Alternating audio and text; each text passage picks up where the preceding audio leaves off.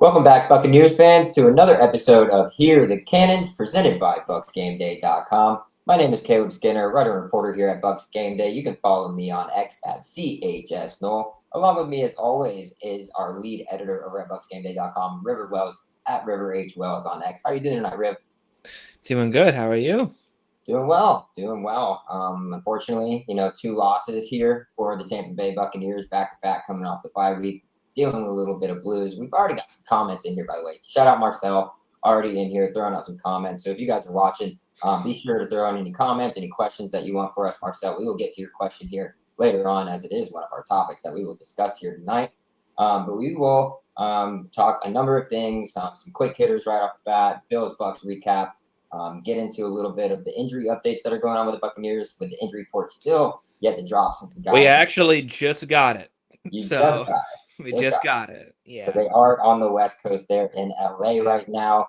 So a little bit later than we're used to for those. And then we'll also get into a little Bucs Rams preview here for you guys. With that being said, River, just some quick hitters here. Start things off. Congratulations to the Mayfields, if you want to touch on that a little bit. Yeah, Baker Mayfield's going to have a baby boy. He had a baby girl previously, and he said something about him that I can't necessarily repeat on a YouTube podcast, but he said he's going to be a handful. I'll put it that way. So that'll be fun. Of course, congratulations to the Mayfields and everyone in that family. Yeah, awesome. Impeccable timing on Mayfield's part, I would say, for him. He and his wife, Emily, they're just really good at being able to make sure that they're going to be giving birth to their child in April. So that's another one. There is when they are going to be expecting their baby boy. So congratulations to them. Some other news there for the Buccaneers. They re-signed Marcus Banks, somebody who they had on their practice squad last year. They released after training camp this year due to a quad injury, but he is now back on the team. A guy who used to play at Mississippi State as well as Alabama, if I'm thinking correctly. So getting a little depth there in the practice squad. Not sure if it's going to, move to a call-up, but we'll monitor that as the week continues to roll on. And then probably one of the bigger ones, Kyle Trask finding a home. River, what are your thoughts on Kyle making his way over to the A? Yeah, he goes to the Atlanta Falcons. He plays in a system with Zach Robinson, who runs a similar system that Liam Cohen and Josh Grzar did in Tampa Bay, so he can kind of pick up the intricacies of that pretty quickly. Michael Penix Jr., his third ACL tear, fifth season-ending injury in his football career. I'm not sure what they're going to do with him next year, but for right now, he'll add some insurance and depth there on the roster in case you got Kirk Cousins and Easton Stick ahead of him, of course. If anything happens there, they've got someone who kind of knows the offense decently well that can just step in there. So we'll see what happens. Yeah, just happy, he finally landed somewhere. So really happy for Kyle. Backup for the Buccaneers ever since he was drafted out of the University of Florida. So great to see that for him. Highly doubt that the Buccaneers will ever get to see any action against their former quarterback with those guys you aforementioned. Probably not. Penix Jr. obviously going down with that ACL tear. So that is another thing you want to touch on a little bit that the Buccaneers will be facing off against Kirk Cousins there in Week 15. But with that being said, let's get over into this Bills-Bucs recap. Back and forth affair. Felt like one of those games where whoever touches the ball last is going to win, similar to how that Seattle game kind of played out for Tampa. But they came out with a win in that one. This one they did not. Baker Mayfield, not the best of days. Josh Allen, another record-setting day. I think it's the second time he's rushed for 3 touchdowns as well as thrown for 3 touchdowns. And only it's the second time he's done that? That's crazy. Second time he's done that, and there's only been one other person. There's only been one other guy in NFL history that has done that. And that's probably back in like the 1950s or something crazy like that. So that just tells you how good of a player Josh Allen is. With that being said, there were issues with the Tampa Bay Buccaneers, specifically on the defensive side of the ball.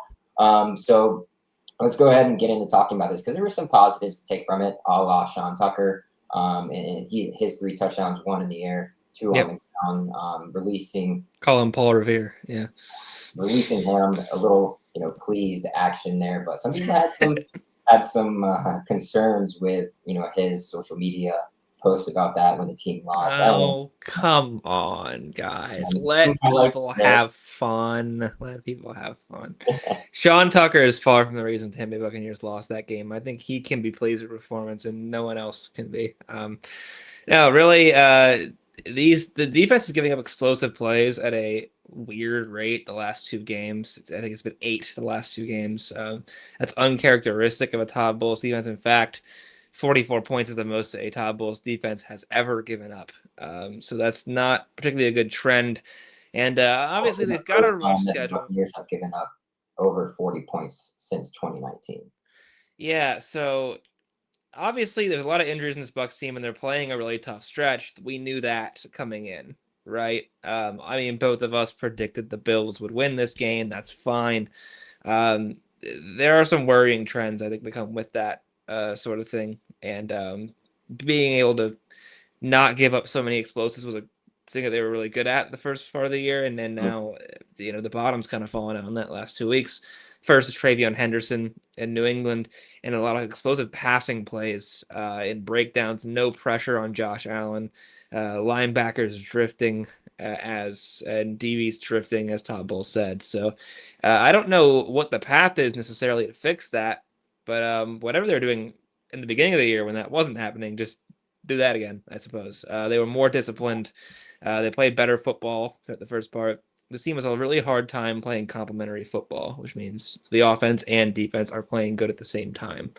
They need to figure out a way to do that, obviously, but that's what makes championship teams, right? Being able to fire on all cylinders in both facets of the game. And so I think defense they got to figure out. Special teams was brutal. We saw that they were just starting at seem across the 50, multiple returns of 40 or more yards. We asked Todd Bowles if at any point they considered just kicking it out of the end zone, and he weirdly said we tried to do that, and we were like, well, is it Chase McLaughlin that couldn't? And he's like, we tried to do that, which kind of makes me feel like it was. So something to consider there, I suppose. Rough day on all three phases. Offense scored a lot of points, but weren't effective. I don't think when in the crunch time when it mattered, and in those 2-point conversions, they're still 1 for 7 on 2-point conversions this year. Those third and shorts couldn't get one right at the end of the game there. So tough all around, I thought. Yeah, and you highlighted Sean Tucker being, that was one of the highlights for the Buccaneers. Jacob Parrish had a great game, probably perhaps his best game as a Tampa Bay Buccaneer in his rookie Yeah. year, which is great to see. I think he had a sack, a pick. That pick was unreal, amazing. But yeah, so many different areas where the Buccaneers there were lapses on the field. Just starting, you get the ball at 50 almost every single time. Like you're going to have a tough day. The turnovers were there, but you didn't capitalize on them either. But we can dig into the weeds here a little bit, River. And let's start with the defensive side of the ball and look at what is going on. It's the past 2 weeks, explosive plays, explosive plays, explosive plays. What is going on here? Because it just seems like the defense started off so good to start the year. And yeah, they did get these turnovers, and the offense didn't convert them, but still they were allowing those explosive plays. There was no pass rush. They're really missing Haason Reddick there on the outside, and it's no pressure. Allowing Josh Allen to get outside, escape the pocket, be able to find open receivers.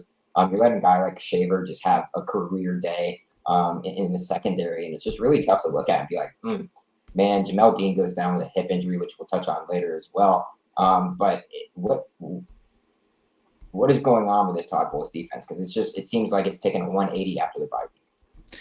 I think the worst possible answer that you could have to this question is I don't know. And I don't know. Man, the pressure's been pretty bad the last few weeks, right? This team was getting a lot of sacks from the middle for the last few weeks before this tough stretch, right? They were getting sacks from guys like Elijah Roberts and Vita Vea. And once that middle stopped producing, the sacks just can't come from the edge. And Todd Bowles has struggled with this ever since he has become a head coach of the Tampa Bay Buccaneers, getting pressure from the edge. It's just not happening. So you have to rely on these blitz packages and schemes where you have defensive backs coming in, where you have linebackers coming in on the blitz. The whole philosophy of we'll send 5, guess who the 5th one is. And when the sacks aren't coming from that and they're not coming from the middle, right, anymore, The edge can't do it. And I think for a while, with a really healthy stretch up until that Saints game, we figured that the middle could generate those sacks. And now it looks like you just can't rely on that to be the case when it comes to this defense. So the pressure is just not there. Really having trouble without Haason Reddick, with Haason Reddick. I think honestly as well, it was still a little tough sweating from the edge there. And you got Yaya Diaby on one end, but now you've got Chris Braswell on the other, who hasn't played snaps, and we're going to do it later, is dealing with an injury himself. So they're going to be really thin, I think, at outside linebacker on Sunday against the Rams. Got to figure out a way to naturally generate pressure, not just with four, with anybody. And I think that's been a pretty big problem the last 2 weeks. Especially Drake May came into that game last week as the second most sacked quarterback in the NFL. And I think they only got to him one time. So real tough there. Yeah, it's a lot to ask, but you're in the NFL for a reason, right? Like this is your job.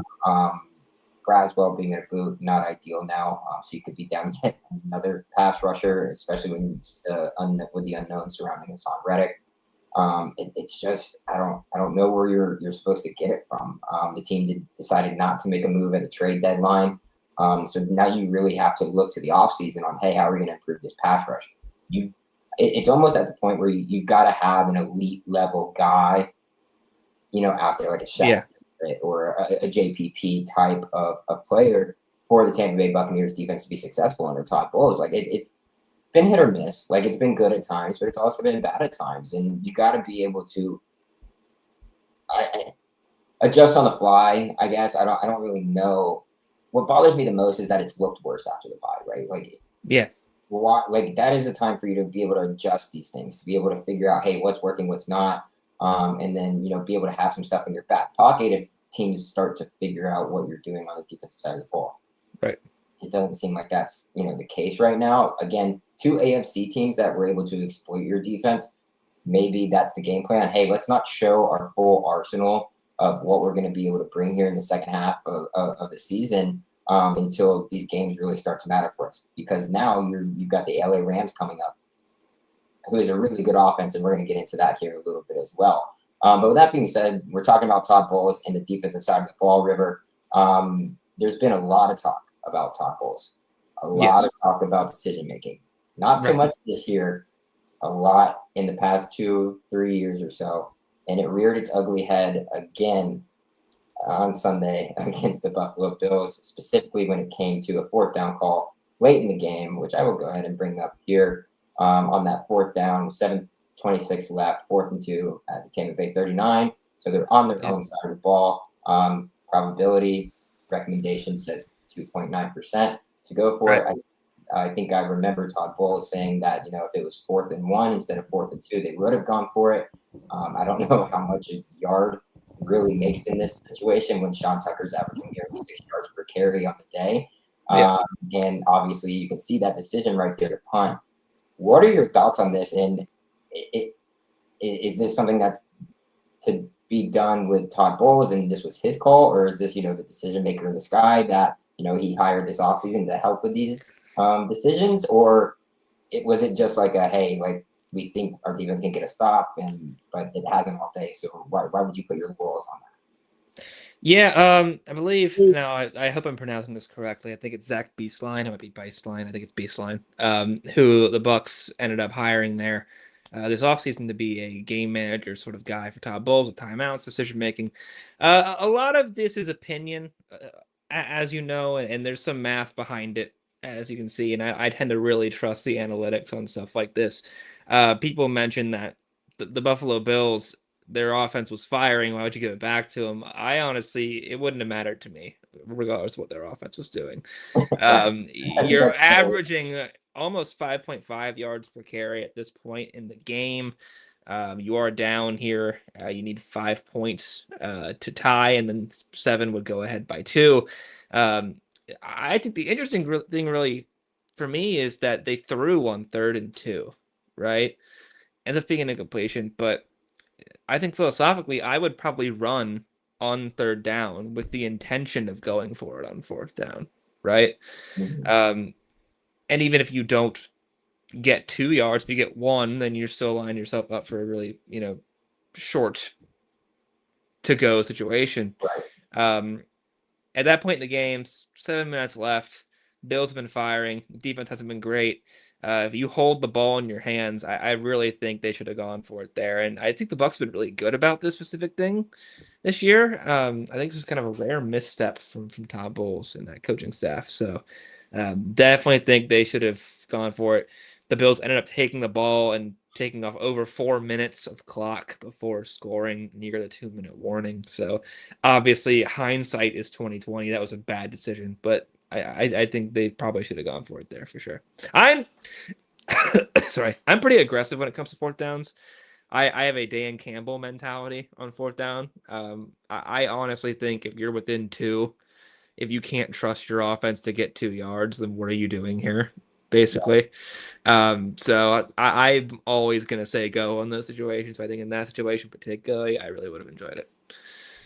Yeah, it's just like I understand you're on your own side of the field, but you've Right. seen what the Bills' offense and Josh Allen has been doing to you all game. So it made zero sense at the time when I was watching it. I was just like, why wouldn't they go for it here? You know the Bills have been, kind of shoving it down their throat all game long, and you haven't been able to do with it. So like you've got to be able to make a statement. You've got to be able to do something different outside of what you've done throughout the whole game. And here is your opportunity to be able to do so, and you don't do it. If you're wrong and you don't get it on that fourth down, so be it. You live with that. You live by it. At least you made an effort to be able to go out there and do so, to go out there and try and win the game.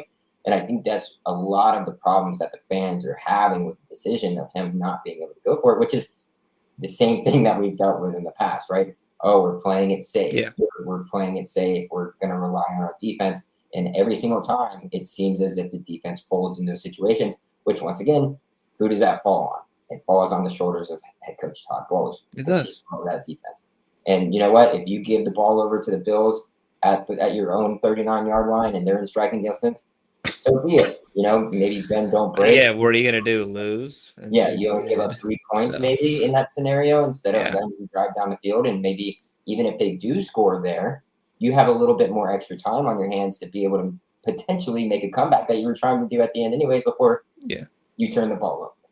So there's a lot of different scenarios and ways to go with that. But the analytics, I know 3% is not that much, but in the grand scheme of things, it can end up being quite a bit. And it's a matter of, like I just said, like you mentioned, what's the worst thing that can happen? Are you going to lose the football game? Well, congratulations, you have. So I think personally, I would have definitely gone for it in the situation. I think Todd Bowles has been a lot better about that this year, but I think this was a miss on that front. Yeah, absolutely was. Comes back to haunt you sometimes, and that's just, what it is, I guess. It is what it is, ultimately. But that being said, there were some injuries that came out of this game. Jamel Dean, in particular, suffered a hip flexor, if I am remembering correctly. Kind of day to day, he's got a lot of nicks and bruises from Todd Bowles. There's some other guys that we're waiting to hear on. Chris Godwin being one of them with that fibular injury. Bucky Irving, mostly with that shoulder, looking for contact. Obviously, today being a walkthrough, so didn't get that in. But seems to be a full participant at this point. Haason Reddick, as we mentioned, as well as bredeson. River, tell us a little bit about those guys. What are they looking like? And what is that injury report that just came out telling us here on this beautiful Wednesday night? Well, to start, guys, you've seen it already. Todd Bowles told us there is a flu going around in the building. So 6 players end up on the injury report with illness designated. Among them, Baker Mayfield, Emeka Egbuka, Dan Feeney, Luke Gedeke, Logan Hall, and Graham Barton. So we were actually, the number that we were told by Bowles was 15. It ends up being 6 on the injury report. So they're all limited participants with illness. I would expect all those guys to play, but boy, does that suck. So practice is going to be a brutal one tomorrow. I guess that's what happens when you're out. You're away from home for like 2 weeks. That's a tough one. There's been some stuff going around, but I wouldn't be worried about any of those guys not playing but thoughts go to them as they try and fix that as fast as they can. Looks like as far as Chris Godwin and Bucky Irving, both once again limited here at this walkthrough. So I think that's good news. I think they can ramp up the participation. Todd Bowles said that they were going to do that this week. See how they feel tomorrow and Friday. I think they have a really good chance to play against the Rams. And quite frankly, if they don't come back here, I don't know what game would be better. This is a big one. So got to have all hands on deck for any chance to try and beat what I believe is the best football team in the NFL. We talked about Chris Braswell. We saw him today. He had a wrap on his right foot. He was a non-participant. Guys, the depth at outside linebacker is non-existent. Quite frankly, I guess you could go with Muhammad Kamara, who they had on the practice squad, brought up special teams. Benton Wheatley is another guy they have in the practice squad that they could elevate in that case. Because if Braswell's not there, you've got Reddick not there. You've got Diaby, Nelson, and probably Marquise Watts, who has an injured hand that he's coming back from. So that depth there at outside linebacker is going to be real rough if Braswell can't play. Other do not participants. Ben Bredeson still dealing with a hamstring. Did not participate. Don't expect him back this week. Jamel Dean, a non-participant, talked to Todd Bowles today. He said if he doesn't get better really soon, he's not going to play on Sunday. That means tomorrow. If he's not better, yeah. So that's not looking like that's going to happen either. Chase McLaughlin had a personal issue. He's expected to be back tomorrow, but he was not there today. Todd Bowles said it's nothing to worry about. So there's that as well. Everyone else limited or full. Tristan Wirfs ended up on the report with a shoulder, limited. I have a feeling he'll probably play if he's limited at this stage. We also interviewed him today, and if they have you interview a player, he's going to play. Mm-hmm. So in that case, I wouldn't be worried about that. But yeah, illness bug. Some flu / cold going around. See how they deal with that in the next few days. I have a feeling probably more people are sick than are listed on the injury report, but hopefully they get over that sooner than later. Yeah, it's just a brutal time of year too. You're on the road for 2 weeks as mentioned, but also it is fall getting into winter for some of these areas. And LA is not all that warm to begin with. It's just very nice out there. And it's cold. So, hopefully they can start to rest up while they're out there. Get some fluids in them, those electrolytes, anything. And a 6-hour plane ride. Awesome. Yeah, you got to talk to all these people. Like, great, amazing. But hopefully those guys get better. The edge position, obviously, a huge issue. With Jamel Dean, most likely, I would say he's not going to play. Have you heard anything on, is that going to be Benjamin Morrison that we're going to see there? I'm sure we'll get more clarification as, the rest of the week unfolds, but it would just your opinion, I guess. Is Morrison going to be the guy that's going to be there opposite of Zion McCollum, or would they think about moving around that defense again, potentially moving Parrish outside, giving Morrison, some more of that spot work, and then maybe moving Izzy into that nickel, moving anybody anywhere? What are your thoughts there? There's a lot of things you can do. We asked Todd Bowles about this, and he mentioned Parrish by name. As someone who could go outside, but honestly, I would imagine it would be Benjamin Morrison. He's an outside corner. They drafted him to be an outside corner. No, he has not had some great games recently, but that being said, they want him to get those reps, and he is definitively an outside guy, whereas Parrish is a nickel guy. Parrish did play outside corner against the Seahawks, and it didn't go great.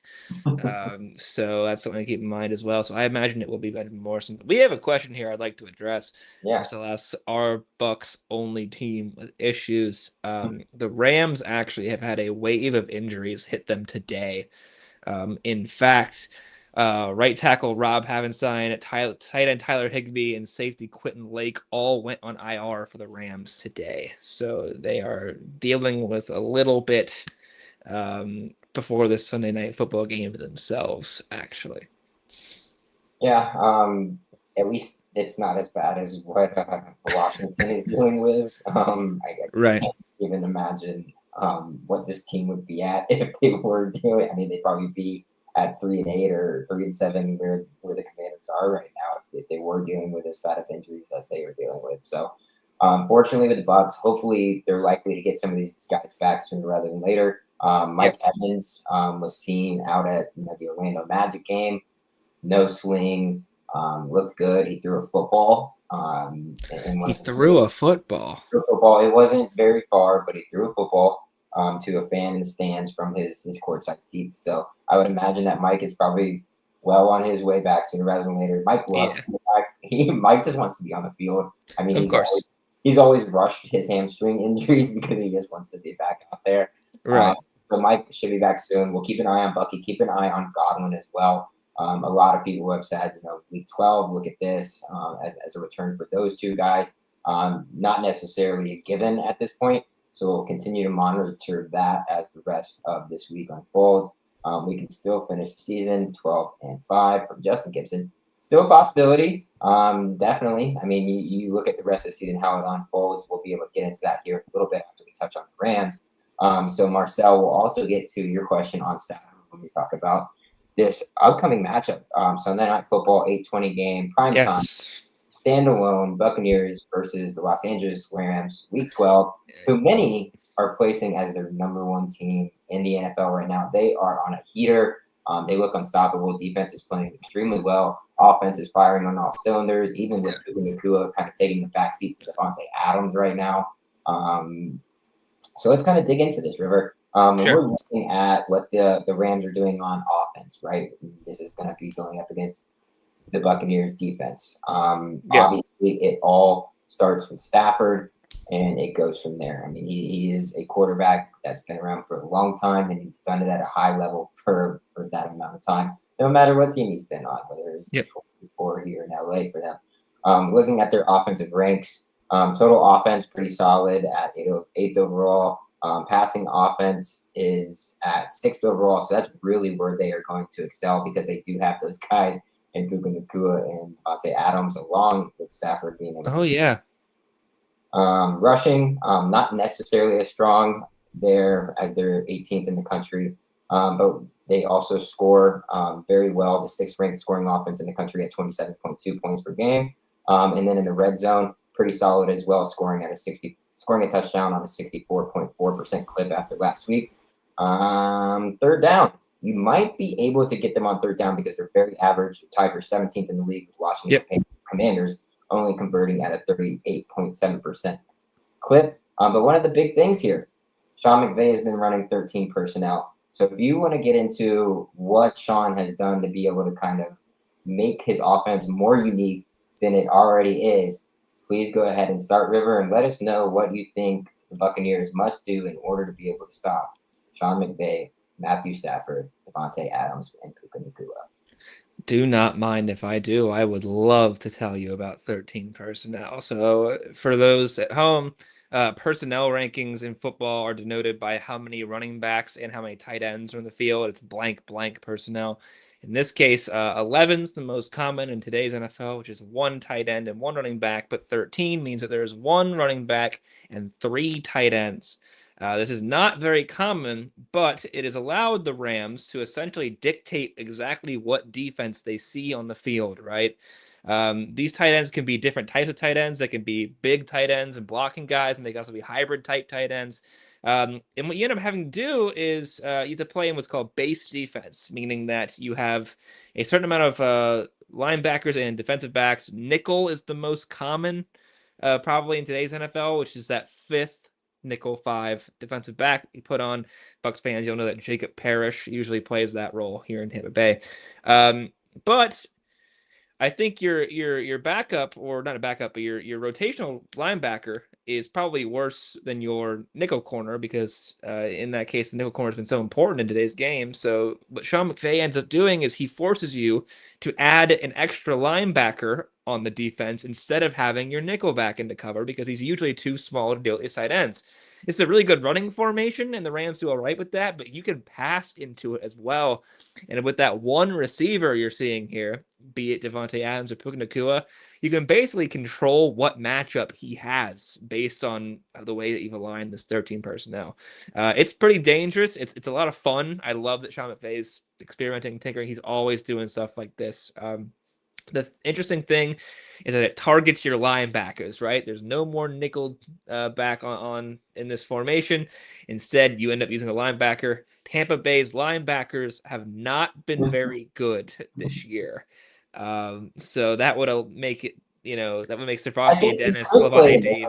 against the line or against the tight end, but you could, but Jacob Harris is a smaller guy, and you can use a various number of tight ends to exploit that matchup, which Sean McVay knows. So it's going to be tough. Now, they're playing this at a pretty increasingly high rate, right? They played a lot of it against the 49ers, successful there. Beat the Seattle Seahawks, played at 36% of the time. The Bucs have not seen this very often. They have seen it 19 times across the entire season, 19 plays. They do pretty well against it per Steamer Sports, but on the goal line, when they get this 13 personnel look, they have given up 3 touchdowns this year. So that is something to note. That's where LA uses this almost every single down. Yes. So it really... Guess who that one wide receiver? Yeah. So yeah, Devontae, you got Puka. It could be anybody. No, I mean, in recent weeks, like it's Devontae Adams. Right. Yeah. 1 yard, 1 yard, 2 yards, 2 yards, 3 yards. Red zone monster. This really attacks. It's a touchdown every single This time. really attacks your linebackers and what Todd Bowles will have to have a 3-4 defense kind of. So it's gonna be tough for the Bucs to really handle this. I expect them to play it more than they did against Seattle. They played it a lot. Now, 36% of this, guys, for you at home, that's a lot for 13 personnel. I expect them to do that more. I think they're going to pinpoint Servatier Dennis and Levante David. Both have a decent lack of speed at this point. Coverage has been suspect. I think they're going to go after that. They have a lot of options at tight end and at wide receiver. And then they can, with motion, pre-time motion, they could isolate their guy wherever they want. So it's tough. Todd Bowles is going to run a pretty crazy defense, I think, to counter this bad boy. A lot of teams have been trying to use dime, which is adding 6 defensive backs in the field. Todd Bowles does not like using dime whatsoever. He rarely ever brings it out. So I don't expect him to try that on Sunday, but it'll be interesting because usually he's a very blitz heavy, 5th guy, be it a linebacker, be it a defensive back. You can't really bring a lot of linebackers against 13 personnel in the blitz because you got to account for those tight ends. And Matthew Stafford eats the blitz alive. So to be able to do that against him is really tough. It's not looking good, folks, is what I would say. You never know what they're going to bring out. Todd Bowles, I think, is still, despite a lot of criticisms in recent times, I do value him quite highly as a defensive mind, but he's going to have his hands full against this Sean McVay team that he struggled with anyway. But this is a new meta in the NFL that Sean McVay is developing right in front of our eyes, and it's answers your question, Marcel, of what River just said. McVay kind of owns both, so yeah, that's the high probability. He particularly has an advantage not only with the starting personnel, but with the way that he's counteracting this blitz heavy Todd Bowles defense. And these linebackers, we all know, is kind of a weakness. They're going to attack that pretty heavily. It's going to be tough. We'll see what Todd Bowles does. I'm not going to count him out, but I'm going to doubt him. You can never count him out, but Paulie Market says that. Yeah. Most likely, it's tough. It's tough. Most likely that will be the case. Some great insights there, River. Thank you for explaining all of that to us. Justin, we appreciate you watching Brother River on YouTube with us. You've got a great question out there. We'll be able to get to that at the end of the show, so please hang in there with us. If any of you guys are watching anywhere else other than on YouTube, and if you are on YouTube, be sure to like, comment, subscribe, show us some love, turn on those notifications for us. You'll be notified anytime we go live or anytime we post any reels or any post-game content or post-practice content as well. We truly do appreciate it, guys. If you have any questions, such as the ones that Marcel and everybody else in the chat have, please feel free to shout them out to us, and we'll be able to hit them at the end of the show for you guys. So truly do appreciate it. But going over to the other side of the ball, Buccaneers offense on this stout Rams defense right That's now. a word for it.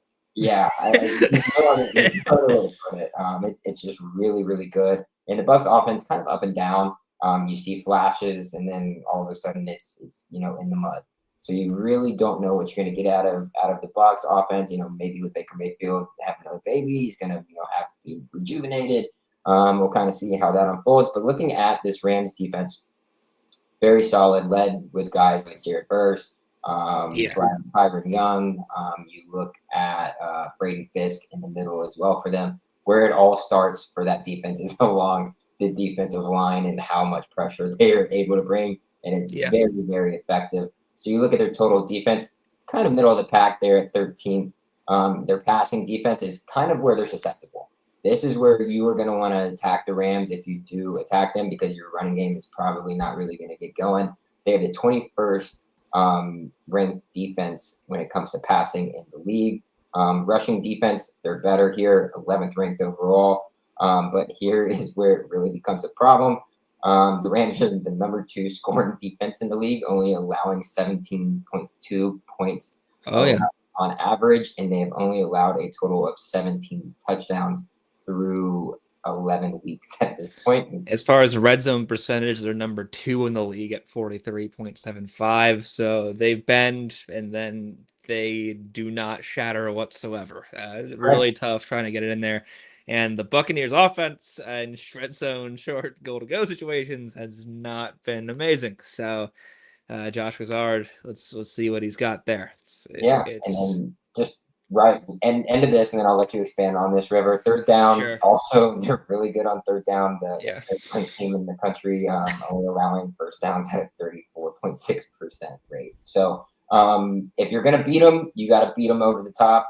I don't know if that's gonna happen unless you get like a Chris Godwin or a Mike Evans back, which we'll see about all that. I highly doubt that with Mike right now, but what do they got to do, man? And if you want to expand on this, go ahead. Pray first of all. Wait. We had talked about 13 personnel. I also want you to talk about how the Bucs can beat them and using a certain personnel as well. Absolutely. I wrote an article about this on BucsGameday. So the Rams are really good. We talked about that high pressure, discipline in the secondary. They're such a good defense. The Buccaneers did something last year. We talked about 13 personnel guys, so it's 1 tight end, 3 wide receivers. There is 21 personnel as 2 running backs. Yes, it's three tight ends, 1 wide receiver. Yes, 3 tight ends, 1 receiver. 21 personnel, 2 running backs, 1 tight end. Right, so the Buccaneers used this a lot with Liam Cohen last year. That is putting Bucky, Irving, and Rachaad White on the field at the same time. They call it the pony package. Josh Gazard hasn't used it nearly as much, and they've used it 18 times so far this year. When they've done it, they've ran out of it 14 times. They only passed 4 times. I think they should pass out of it a little bit more and use it against the Rams, because if you look at the Rams, actually, they weirdly struggle when teams do this against them. And they've seen over 70 plays of it, so there's a good sample size too, right?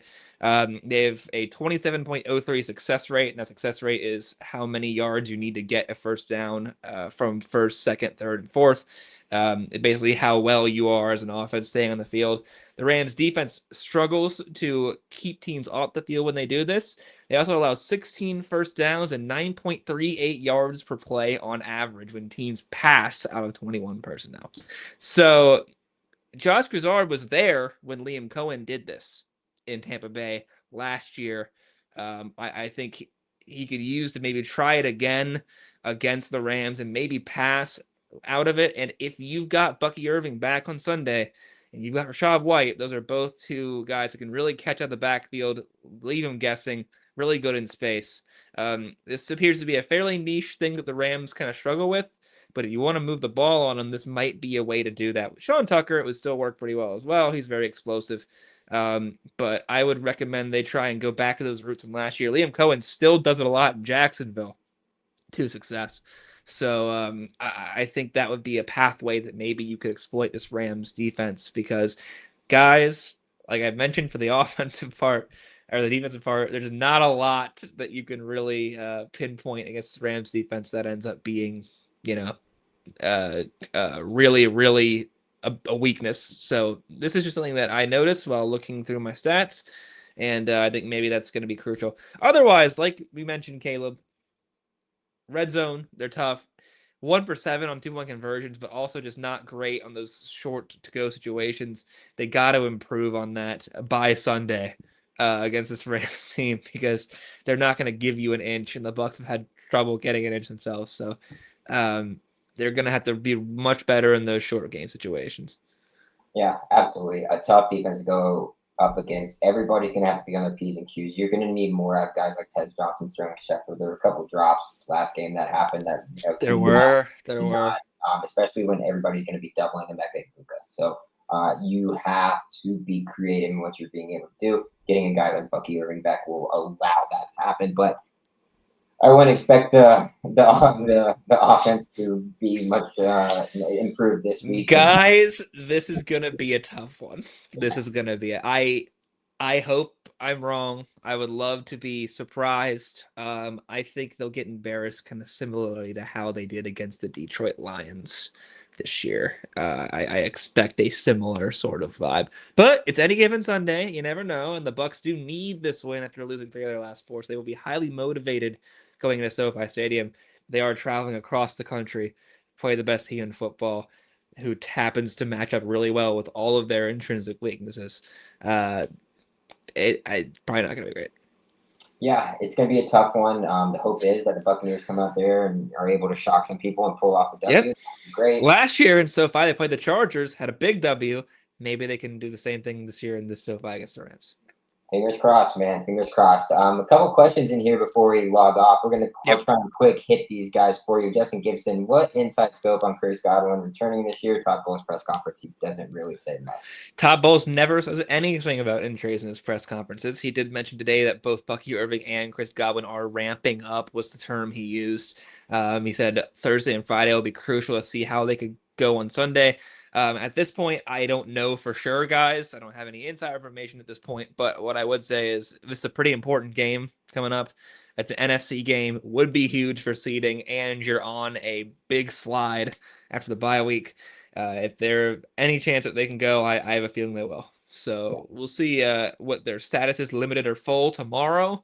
And then hopefully Friday they'd be a full participant. But I would feel like if they couldn't go last week, it's a pretty important game for them to try and get back this week. Would be huge, not necessarily when it comes to your NFC South, because you still have to play the Panthers twice and you still got Falcons and Saints on the thing, but would be huge for seeding purposes there as well. We just had a running back from Damien on Facebook. Appreciate you tuning in, Damien. We just had running back go for 140 and 3 tutties. How much is getting Bucky back honestly help? I think this defense is absolutely perfect. Sean Tucker did that against a very, very, very historically bad rushing front. Still a very good game, but a lot of people do that against the Bills. The Rams, opposite of that. Extremely stout, very good against the run. Bucky Irving is a different type of weapon, though. He's really good in space. He's good at weaving through the tackles and making people miss in the open field. Sean Tucker and Rachaad White don't really play that way, right? Or Tucker's more of an explosive guy with the backfield. White can block, passing guy, not as good with the tackles. It's another weapon, another dimension. And I mentioned 21 personnel. Bucky kind of thrives in that sort of thing, given those options of what he can do, especially with Rachaad White potentially pass blocking. I think it would be a pretty big help, especially because he's a big explosive play sort of guy, and Tucker and White won't do that. So those long runs that you saw Sean Tucker burst, I don't think Rachaad White can do that, right? Bucky Irving can. So explosives is where it ends up being a big thing. Absolutely. Absolutely. Going to be a tough one, a tough matchup. Would be great for NFC seeding. Sure would be. But the Carolina Panthers are right on their heels. Luckily for the Buccaneers, they have them twice still to go, so you could still. Panthers also have the Rams and the 49ers and the Seahawks left to play, so it's up there as well. A great note if you guys are keeping track there. Great note there from River. Truly appreciate you pulling that out, man. That's great stuff. Really love that. I didn't know that, so awesome. So with that being said, they are on your heels, but they have a lot of tough games coming up, and you still play them twice. So get over this mid-season slump, as you do every year, and finish the season strong. With that being said, River, you got anything else for us? I got one thing: fire the cannons. All right, we're gonna fire the cannons for you guys. There we go. Thank you guys for tuning in, and look out for us next week on Wednesday night at 7:30.